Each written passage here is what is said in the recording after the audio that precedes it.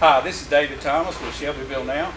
I'm here today with Mark Thomas, and he's going to share some cold weather tips for us. Mark, on the way over here, I noticed the temperature was 30 degrees, but from what I understand, the weatherman is telling us that it's going to get down really cold to zero or maybe even below zero over the next few days. And just share some things with us. First of all, tell us what we need to do for our pets. Well, as the temperatures plummet, it gets down below zero or even around 1 or 2 degrees, the wind temperature can be even cooler on the pets. So we need to keep them in mind that if they're tied up or in a dog kennel outside, we do need to keep them warm. Make sure their water stays, thawed out where it's not frozen, and their food can freeze as well, depending on what type of food you feed them. So it's very important to keep your animals warm outside. A lot of people use heat lamps these days. You need to be very careful with them, because with heat lamps comes the heat, and if they're not properly installed and put in right, they can cause fire hazards for our pets and cause the kennels to catch on fire. A lot of people use straw in them or the sawdust type material. That's good bedding for animals, but it also is flammable.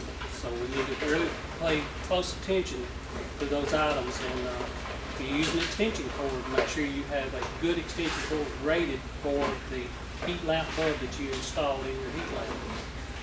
All right, that's some good information. That's the good ideas on pets, but also we need to watch out for ourselves too. I mean, people do some crazy things when it gets cold. I've seen all kinds of stuff. So just share with us some fire hazards that we need to watch for. Okay, we need to be very cautious during this time in our homes. The most important thing is smoke detectors, working smoke detectors. A 9-volt battery is generally all it needs to make it work. And David, that's the cheapest life insurance policy that the person can invest in, is a smoke detector. Right. Most of them, smoke detectors nowadays, are only good for like 10 to 13 years. So if your house has had the same smoke detector in it over the past 10 years, we recommend that you replace those. It's also good to have carbon monoxide detectors in your homes. These are early warning signs. If carbon monoxide level gets too high in your home, they'll sound off.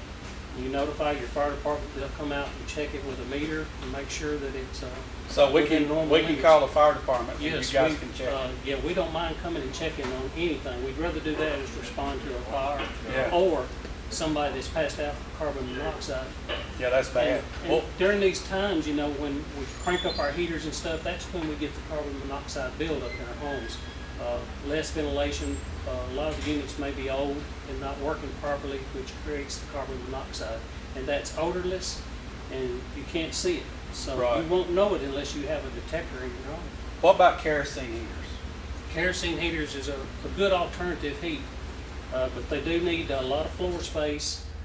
We recommend that as secondary heating. We don't like to see people heat their homes with just a kerosene heater, but a lot of people do in our county, and we'd like to see them, give them plenty of space, and be very careful when refilling them. A lot of them have portable tanks that they can take out, refill them on the outside, and then reinstall them. Or if you've got the kind that does not have the removable tank, always cut it off and let it cool off, and then fill the unit and relight it. Okay, that's some good suggestions. What about extension cords? You mentioned that earlier when you were talking about pets, but I know people like to use extension cords to get that heater exactly where they need it. Yeah, a lot of people, a lot of people I know have little small portable heaters, and they are UL tested and approved by the government to be used.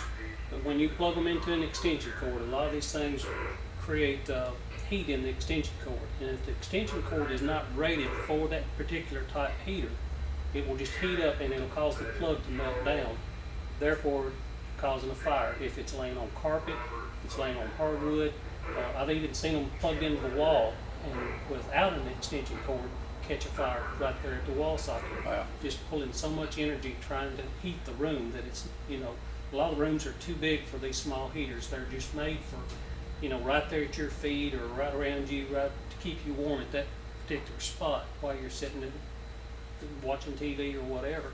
But when you get up and leave, cut those units off, and I also recommend unplugging them as well. Okay, good idea.